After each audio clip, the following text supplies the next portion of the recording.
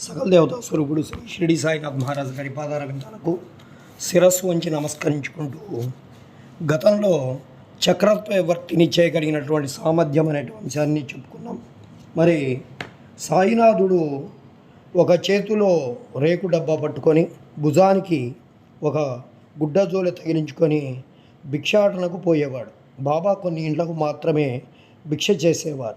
పులుసు, మజ్జిగ వంటి ద్రవ పదార్థాలు, కూరలు మొదలైనవి రేకు డబ్బాలో పోసుకునేవారు.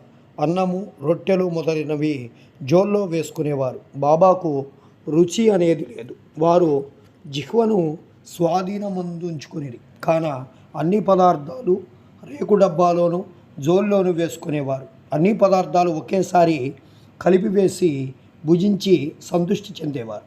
పదార్థాల రుచిని పాటించేవారు కాదు.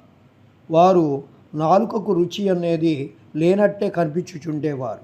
బాబా భిక్ష యొక్క పద్ధతి కాలనియమం లేకుండే